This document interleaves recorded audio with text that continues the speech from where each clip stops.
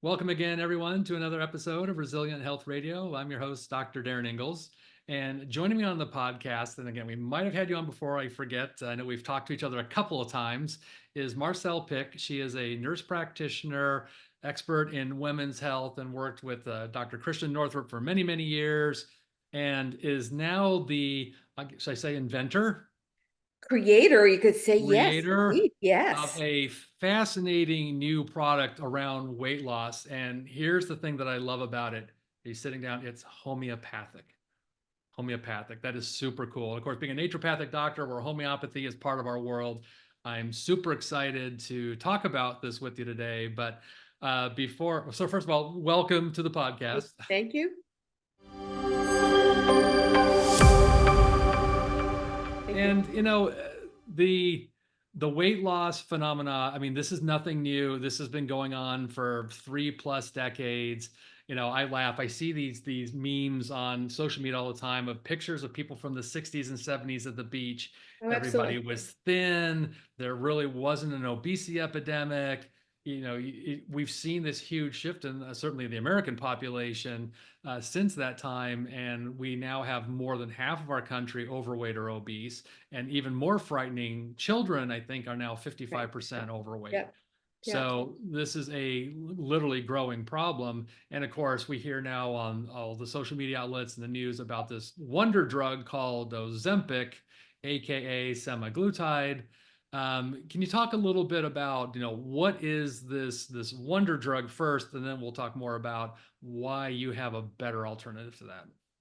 Sure. Well, part of the concern that I have is that so many people are desperate and they want a quick fix. And the reality Right. is, even with Ozempic and the whole category of what we call GLP-1 agonists, there is no quick fix because, basically 2/3 of people that go on it gain weight when they stop. So that means that if you're on it, you do all this wonderful work, you get the weight off, and then you stop, you gain the weight back, which is distressing. We also know that 50% of people or more lose muscle mass when they're doing the program if they're not really, really, really careful about adding tons of protein to the program. Right. So I think we kind of need to back up a little bit, and that is that GLP-1s, our body produces on its own in the stomach. And we know that most of the GLP-1 actually stays locally in the intestines. So if we do a bolus amount with an injection, that stays longer than our normal amounts in our stomach, and it actually then goes to the brain, and there it oftentimes stays. So sometimes I would call it a neurotransmitter and not a hormone that stays as ours do intestinally. And it bypasses actually the biggest nerve.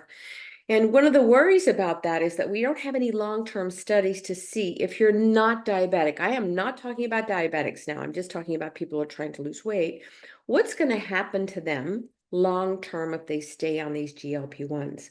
Now, remember that GLP-1s are really meant to have your appetite more controlled. And we know they have ghrelin and leptin, kind of have to do with appetite. And if we have any of those hormones that are off, many of those came when our diet changed.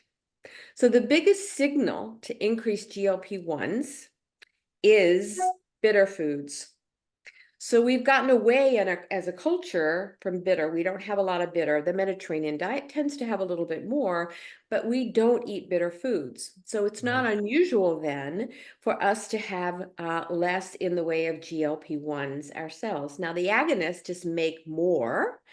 And that's why we have people that have pretty significant side effects. They're nauseous, they're vomiting, they have gastroparesis, and now we can add blindness to the list. There's a new lawsuit that was just put against the company because people are going blind.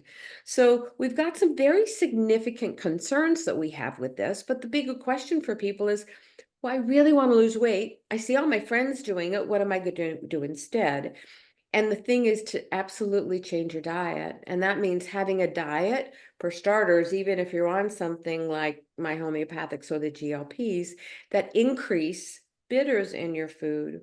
There's a number of foods, ginger or even garlics, or some of the more bitter foods, like some of the lettuces that are a little bit more bitter. Those things, radicchio, whatever it's called. Radicchio. Radicchio, thank you. English was not my first language, you can tell. And those are things that really make a difference, but we don't do that. We don't eat those foods very often. And some of the more bitter salads that we put in salads, if we can accommodate that, we actually going to be increasing our own GLP-1s. And there's also a form of buckwheat that Dr. Jeffrey Bland is involved with that also is a GLP-1 agonist. And it also is very, very helpful as a fiber.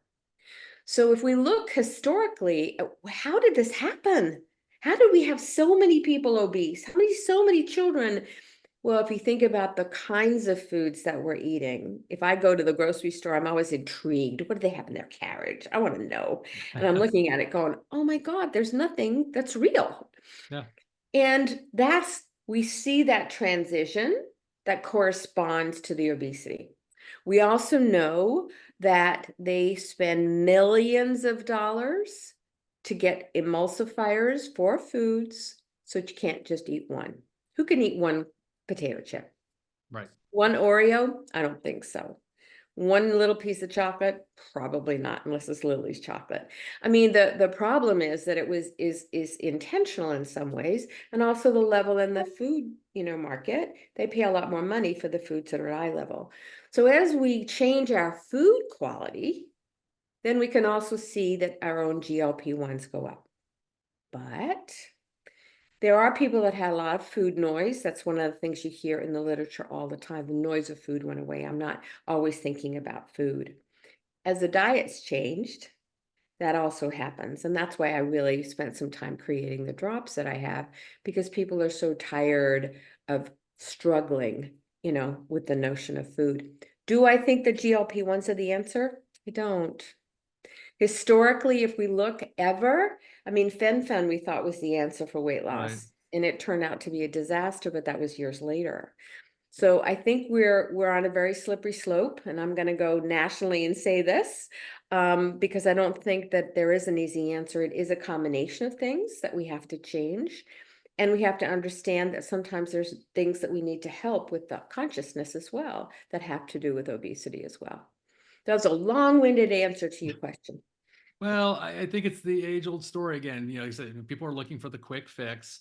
And with all the diet things that have been around, at least as long as I've been in practice, which is 25 years now, I mean, yeah, we've seen fen-phen come and go. We've seen different diet types.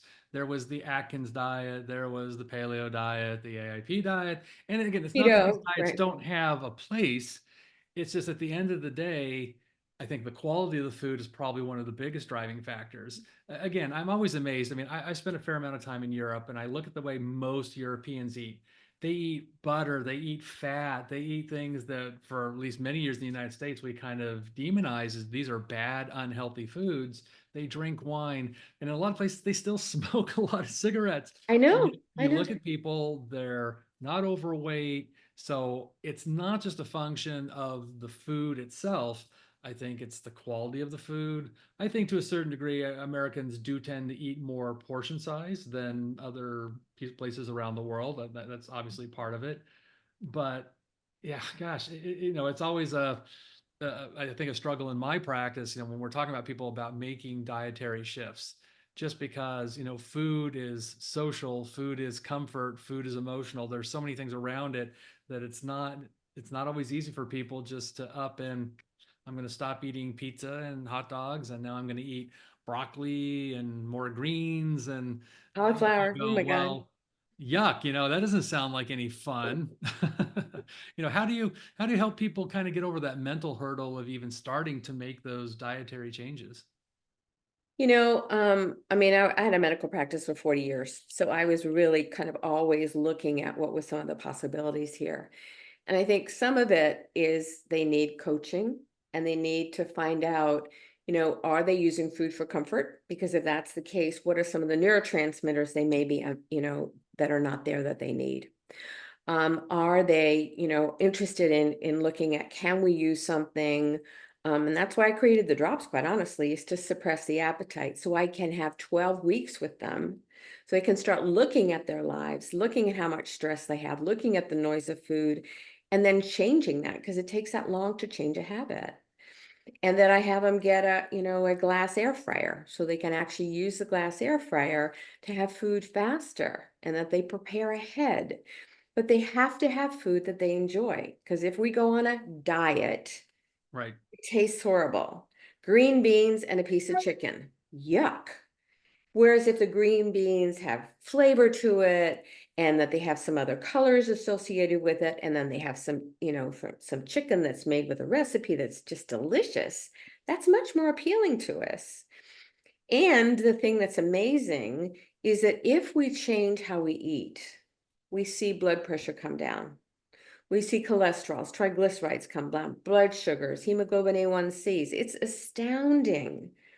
And what an amazing thing that you can see, oh my God, I did something and look at the results. Not only am I losing weight, I feel better. I can think more clearly. My energy's better and my emotions are better. It's like, what more can you ask for? So I think that it's really important that somebody makes a decision for themselves, that they want to do something for their health. And this sounds horrible, but we come in alone and we leave alone. So it's really up to us to do some of this ourselves, not relying on somebody else and not depending on somebody else, but really finding the strength within us to say, I'm pretty wonderful. I deserve to have better health. And we know now that fat cells increase inflammation. We didn't know that years ago, and we know absolutely hands down that increased body fat increases what we call cytokine production, which is the inflammation cascade, and it works like an endocrine organ. It's like, excuse me, Marcelle, what did you just say? Yeah, it does.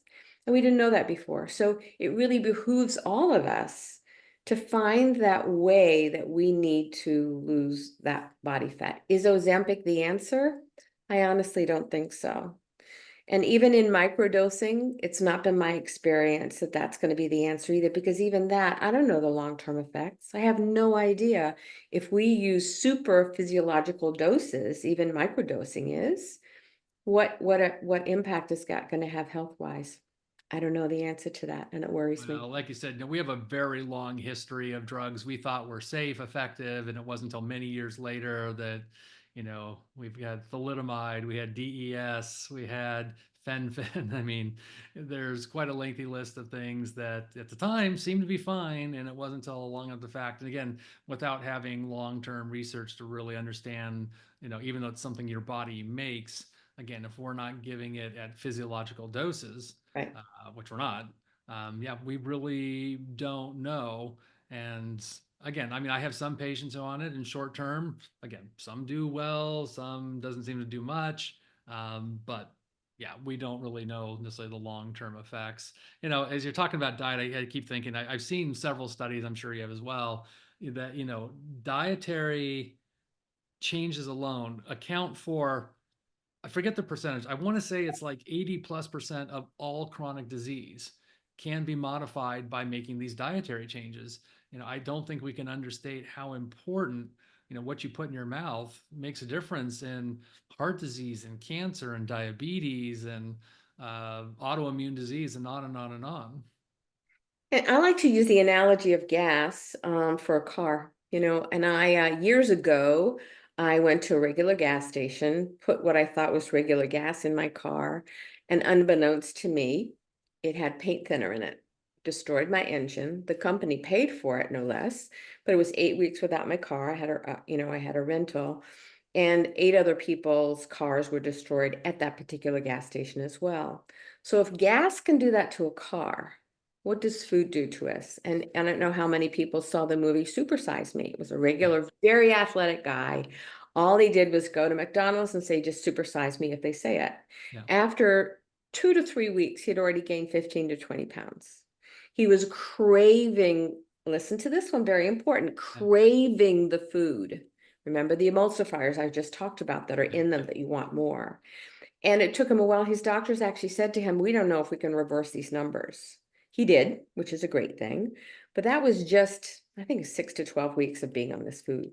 Yeah. So we can change it as quickly, which is exciting, but it means going in the outside of the stores, going to farmers markets and learning how to cook from scratch. It means not using packaged foods. If you can't read the ingredients and pronounce them, you don't eat them.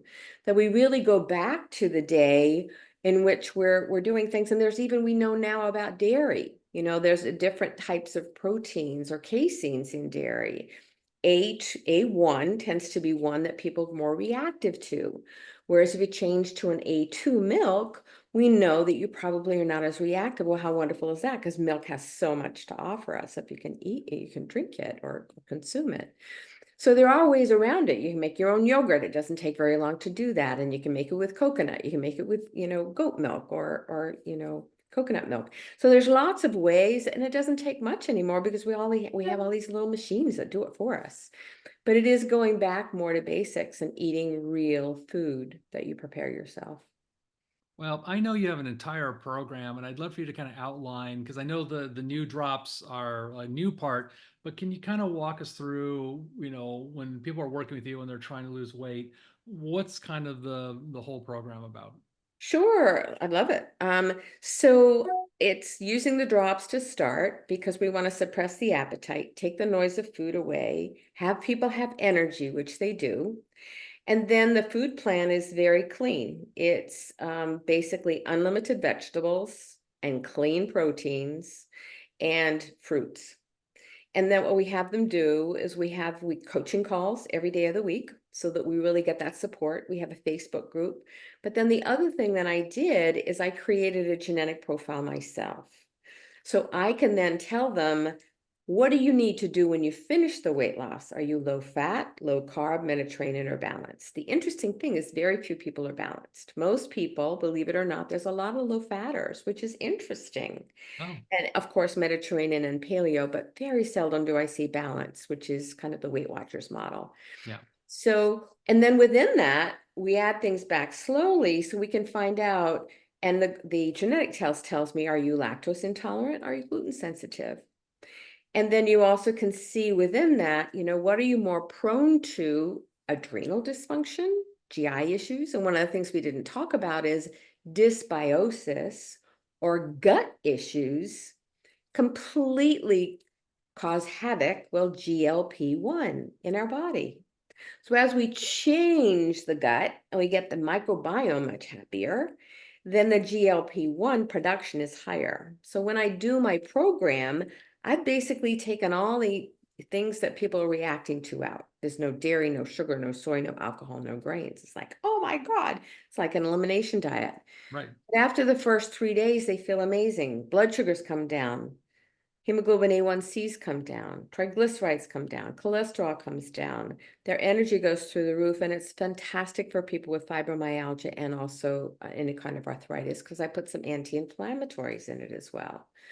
So it's just a wonderful alternative for people that are saying, what do I do? I'm struggling. I've tried everything, especially menopausal women, and it's not working. But the coaching makes an enormous difference because people need to kind of understand themselves. How did I get here? What do I need to change? This is difficult for me. And then we can really help them figure out how to navigate that.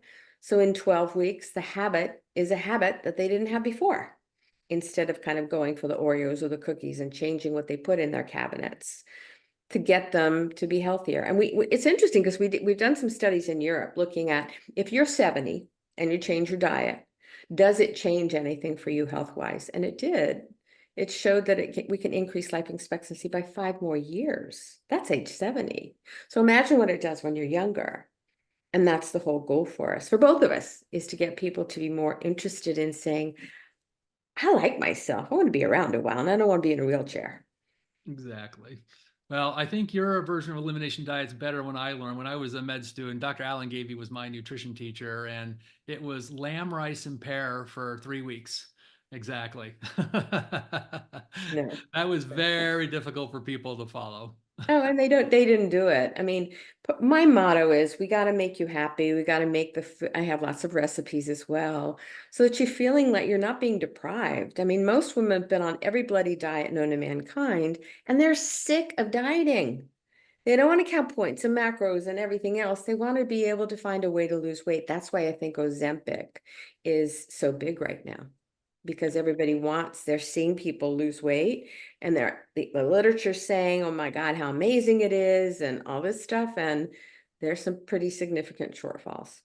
Well, it's amazing too. I mean, I've seen this in my own practice. When you get people off their food sensitivities, we don't use the word term food allergies. Food allergy means No, yeah, anaphylactic, life-threatening highly behavior. unlikely. Yeah. Yeah, these are the delayed reactions, but it creates this fluid. I mean, these people that feel puffy all the time, bloated, swollen feet, swollen hands. I mean, often that is a sign of some sort of reactivity.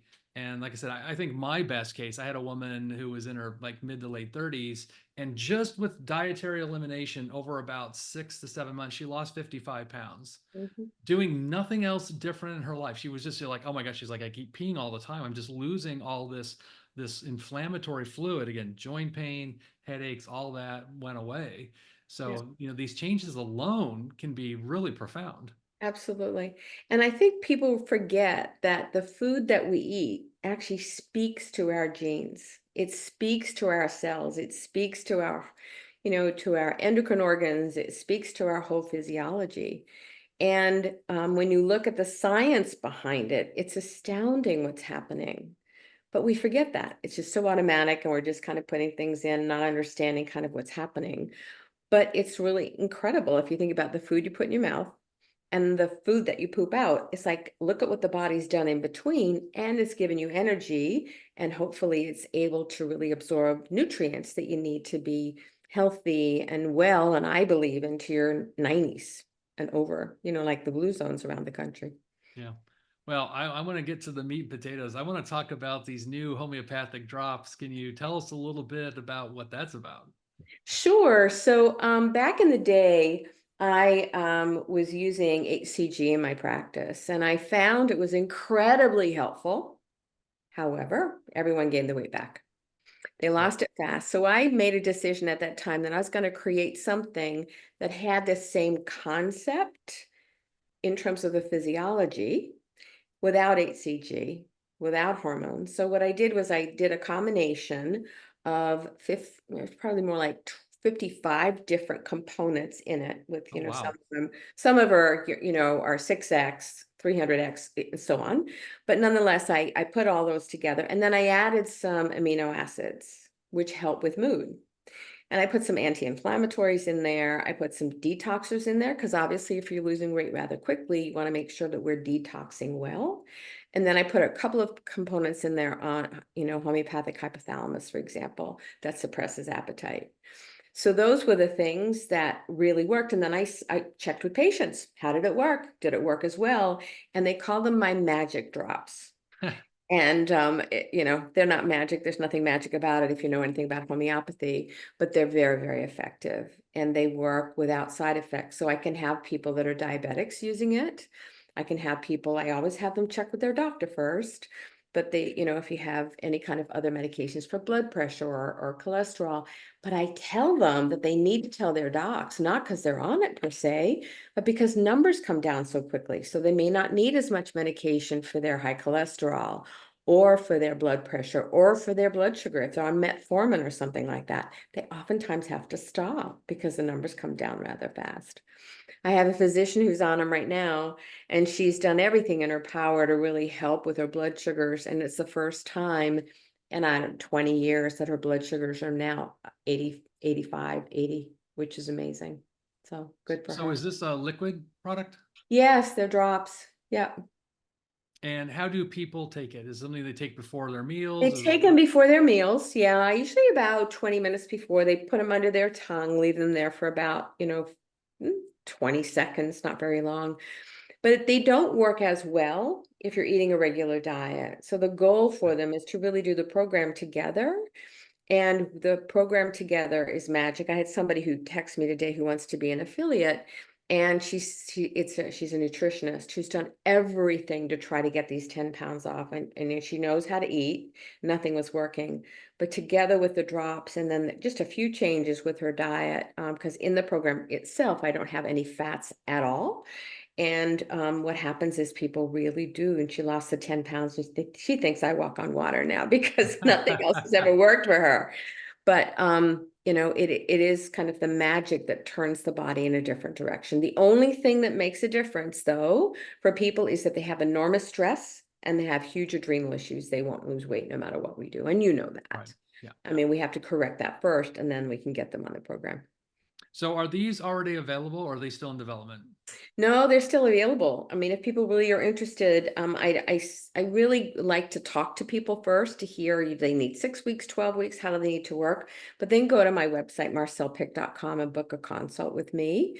And then we can figure out what they need because it's incredibly successful. Yeah, indeed. Well, I'm really excited about it. I may reach out to you to try it myself because Oh, uh, yeah, I'm absolutely. I'm like everyone else that has those stubborn pounds that despite I eat very well and I feel like I do all the right things and I get stuck Yep. like again I feel like as I'm getting older it's harder for someone Yeah. who is a hardcore athlete in my younger days. I think I experience a lot what everyone else does. So yeah, I'd love to try it myself and Oh, see how it absolutely. goes. Reach out to But me. No problem. And the only thing with men is you sometimes lose weight too quickly. Most of oh men lose 50 in 12 weeks. And wow, I had one other guy who lost 65. And I kept upping his protein. He was doing 9 ounces twice a day. And then, 1.5 cups of egg whites for breakfast. And it was like, oh my God, and lots of vegetables. But he lost 65 pounds in 12 weeks. that's amazing. Looked like a completely different human being and felt amazing. He did a radio spot for me because he felt so good. Now, I'll question that because we've seen with other kind of programs when there's rapid weight loss like that, the ability to rebound. Have you seen that at all? No, in fact, I have another guy who now he did the program and he's down 20 pounds. He did it for 6 weeks and he went back to normal eating and he didn't gain it back. One of the things I love, I mean, look, if you go back and you have pizza every night and ice cream every day, Sure. you are going to gain it back. But if you go back to a food plan that is whole foods, and we find out for you genetically, are you low fat, low carb, Mediterranean, or balanced, and you key into that concept, 70% of my people keep it off. I mean, it's astounding.